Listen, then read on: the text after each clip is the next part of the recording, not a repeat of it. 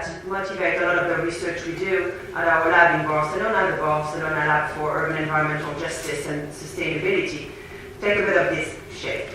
Do adaptive and resilient interventions protect groups traditionally most at risk of climate impacts, or those least able to adapt to them, or do they result in maladaptive and inequitable outcomes?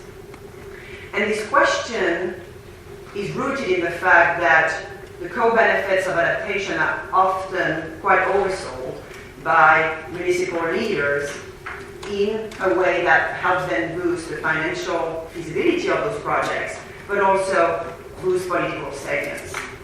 However, what we also see on the ground is that social ecological resilience is framed in the context of vulnerability to what is still seen as a natural disaster, but is often fully decoupled from a reflection upon the unsustainable urban development and growth patterns that have often caused the types of climate impacts we're talking about. So the argument here, of the hypothesis, is that a lot of the adaptation planning and interventions that we see out there, both in the north and the south, might be repackaging business as usual practices, land use practices in particular, built upon real estate markets that are already very much taken over decision-making in the end of cities, and relegate vulnerable and marginalized residents behind. So how does that also manifest from a more, let's say, visual and timely standpoint? First of all, we can conceive that residents in cities have a baseline form of vulnerability. And I'm talking here about lower income migrant or minority residents. They have a form of social vulnerability that's linked to job insecurity, poor land tenure. They also are exposed to baseline ecological or climate vulnerability. And this is all within uneven urban conditions and continued unsustainable urban development. And then you might add resilient infrastructure, green or gray types of infrastructure, that over time might either displace physically, socially, culturally, economically, those fragile residents, and create, in a way, new types of vulnerabilization and uneven urban conditions. So in which ways can climate adaptation interventions undermine equity considerations? And I wanted here to bring in different examples in practice. And I'm building here upon research that colleagues at MIT, together with colleagues within my research group, has built. This is part of an equity impact assessment in 8 cities around the world that we did a few years ago, and that led us to develop the framework that you have here, which is around acts of commission and acts of omission embedded within climate adaptation interventions. So if you think about the fact that climate adaptation interventions can take 4 different shapes, so the provision of protective infrastructure, so kind of a physical intervention, enforcement of land use regulation, so that has to do with policy and regulation enforcement, inclusion in planning processes, so the whole participative frameworks within adaptation, and then finally, the engagement with the private sector. What we see in the 8 case that we have analyzed is a form of production of what we call acts of commission and acts of commission, let's say along those 4 different types of intervention. So for instance, an act of omission would be a prioritization of wealthier economic development areas and financial assets in the deployment of climate interventions, the privilege of certain municipalities in a wider region over others, those that might have a higher economic and financial contribution to the city, and at the same time a diversion of investment or of municipal social redistribution programs away from poor communities. If we think from the point of view of a commission, of an act of commission, this would take the form of displacing an urban poor from city centers and from long-term settlements, and even create a form of gentrification through resilience and through a form of dispossession of the urban poor. So that's in the case of providing financing for protected infrastructure. Then if we look at another variable, an act of omission in the context of inclusive planning processes would be omitting the street knowledge, omitting the adaptive capacity and the adaptive experience of residents in the context of climate threats and climate risk. So it's kind of failing to consider what we call street knowledge or community knowledge rather than expert knowledge. It's also failing to engage certain communities and privileging engagement with donors, engagement with anchor financial institutions in cities over groups that make up the fabric of the city and of the informal economy, more invisible economy. It could be also from the point of view of commission of injustice, kind of privileging the agenda set by elite groups in relationship to climate adaptation, and also a depoliticization of contentious issues. What does displacement mean? Who loses, who benefits from physical displacement? You might gain a home, but you might lose access to precious social networks, job networks, mobility access, etc. So just a few examples of how this might be taking place, and I'm taking those case studies and updating them a little bit also from the paper I was just talking about. So Dhaka is a large, growing municipality, 20 million residents with 400,000 new migrants coming every year.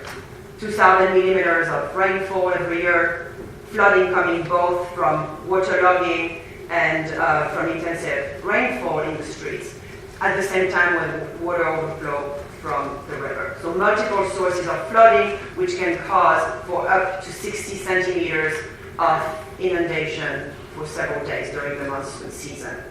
And if you think about Dhaka, urban development, you have to, in a way, divide an eastern and western development pattern. So the eastern part of Dhaka has been historically less urbanized, is a low-lying floodplain, while the western part of Dhaka has been historically more urbanized, and that's where the spatial and economic development growth has been more present over the years.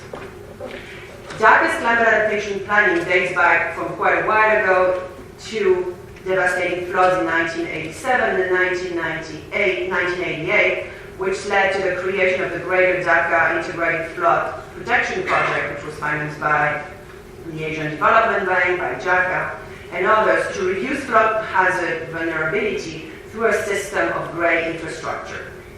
Earthen embankments, camps, and sluice gates, especially so in the western part of the city.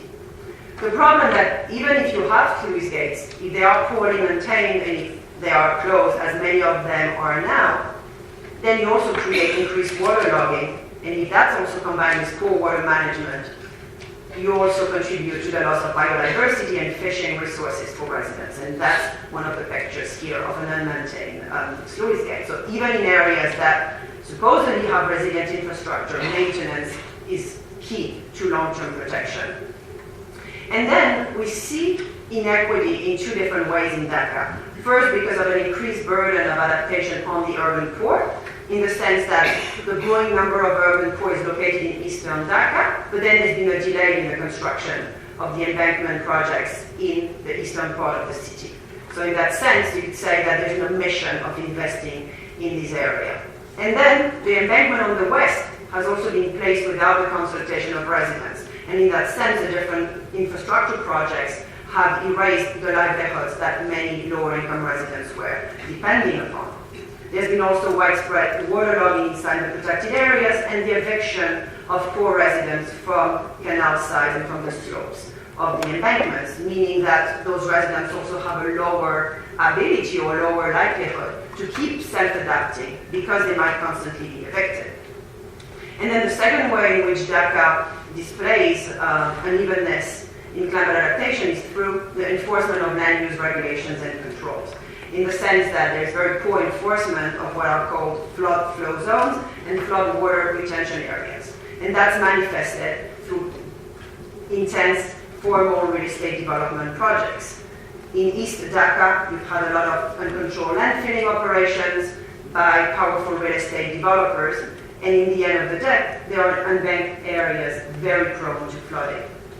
You also have in West Dhaka embankment through the project I was describing, and then the road that is atop the embankment has served as an access fine to also mass real estate development. So in that sense, many fragile areas have still been develop, even if on paper there were regulations against that type of development. And the urban poor had been the one mostly displaced or not receiving those types of benefits that are meant to protect them from climate impacts. Then moving to the global north, we see very similar patterns of exclusion through climate protection in New Orleans. As you know, Katrina in 2005 was the deadliest hurricane in the US. 80% of the city was flooded for days, and 1,800 residents died in that process. And what we see in Katrina, in post-reconstruction Katrina, is a form of land grabbing that was linked to early planning processes, including those embedded in the Bring New Orleans Back Commission plan. And what that plan was showing, you might be familiar with that map on the right, is that low-lying areas that were also, in general, black, lower-income areas were meant to not be rebuilt, to not be authorized to rebuild, and were meant to become green spaces. While similarly low-lying areas in white upper-income areas of the cities did not get those green dots. So there was a sense of inequity in who had the right to rebuild, and that was coupled with disaster capitalism, a lot of private investment that was building upon Katrina's, let's say, fragility, and also a fear of gentrification of low-income and black but flood-safe areas. So that was kind of early, the first 4 or 5 years of post-Katrina planning. Since then, you've had kind of a change of tactic, in a way, in the reconstruction of the city. Let's move away from flood protection programs via strengthening of the levee and think about water as an asset, as a resource of the city, and reintegrate water into our fabric. So the Greater New Orleans Urban Development Plan was put in place, was designed with the participation of engineers from the Netherlands, and was thinking about how can we bring water in the spatial form in even the economic development of the city. So some of these pictures here show some canal zones with curbside rain gardens, permeable pavement, and subsurface storage. You also have examples of entire neighborhoods where floating streets are meant to be built. The problem is, the plan pays no attention to sprawl and to unsustainable land use patterns and land growth patterns in New Orleans. We don't question at all the roots of the vulnerability that the entire city has. There's also a lot of emphasis on let's pay through this plan and let's pay through these measures via new real estate developments and higher property values that the city will benefit from as a result of being more resilient. But then in the end, you have this kind of new narrative of let's create incentives for people to come back to New Orleans, but from the creative class, from the upper income backgrounds, erasing completely the history, the landscapes, and you could even say the social topography of neighborhoods, oftentimes black neighborhoods, who are meant to supposedly benefit on paper from those types of resilient infrastructure. What will happen to them in 5 or 10 years once we have those green streets if people cannot maintain their property, if their property values double, or if they get evicted because their rent goes up? So you risk creating ecological enclaves in that sense. Similar in Boston, another city that is also low-lying, there is a new plan which is called Resilient Boston Harbor Plan, released a month ago. Let's patch up green space all around the coastline of the Boston area and ensure that we also have kind of these co-benefits of adaptation, bringing nature back into the city, protecting access to green space in waterfront areas, and protect residents against flooding. But the question is, for whom is the new green city? When you read the Boston Harbor Plan, there is very little about who will become displaced as a result of increasing property values. Who is going to be welcome into many of those neighborhoods that are just created right now in terms of entire new districts of technology or IT offices, biomedical, financial centers. This is not a green city for everyone. So at the end of the day, what we are seeing in terms of inequity trends is what some of us call climate gentrification, which has 4 different ways to occur in that sense. So you might have high-income groups who move away from high-risk to low-risk areas, but what I was showing in the case of New Orleans.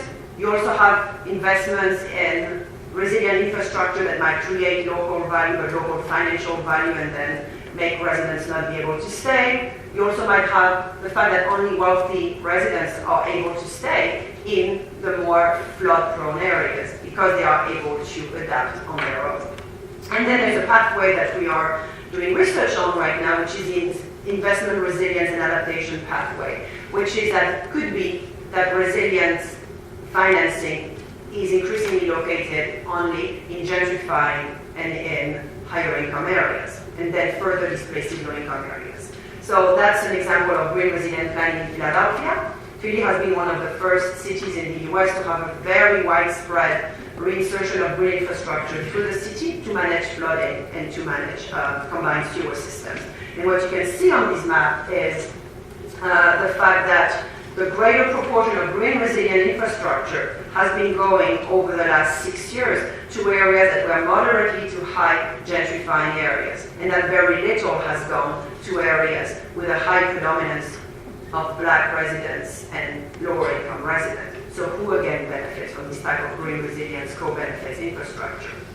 So just to conclude here, maybe on a more positive note, what are the examples that exist out there of combined urban design, green infrastructure, and political leadership that can deploy transformative and equitable adaptation interventions? And I want to just give briefly this example of the superblock project in Barcelona, which is meant to completely transform,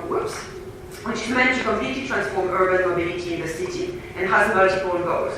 One of them is to reduce carbon emissions and air pollution. We are one of the most polluted cities in Europe. It's also meant to encourage sustainable mobility patterns, get cars outside the city, build 200 kilometers of bike lane, while also reusing the center of these blocks. So super blocks mean that you block an area of 3 by 3 blocks, and you prevent cars from coming inside those spaces. There are meant to be 500 of those super blocks around the entire city. We have 5 pilot projects right now, and you can see how it works as well. So pushing cars away while also creating other incentives to promote alternative mobility.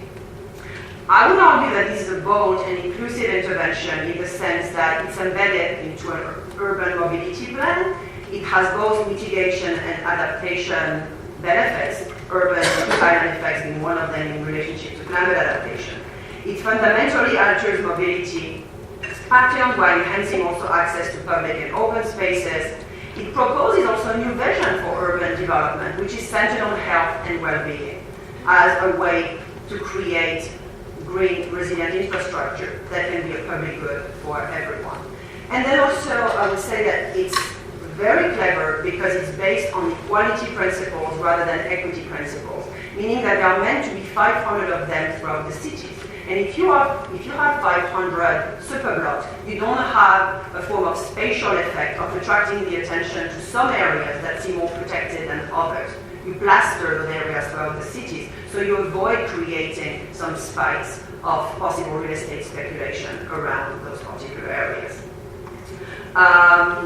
So in the end, I guess one of the questions I want you to leave us with is the following. How different is transformational adaptation from economic and spatial degrowth, alternative models of economic development, and also social redistribution? Isn't that what that means at the end of the day? If we want to have profound transformative patterns of adaptation that can be also equitable.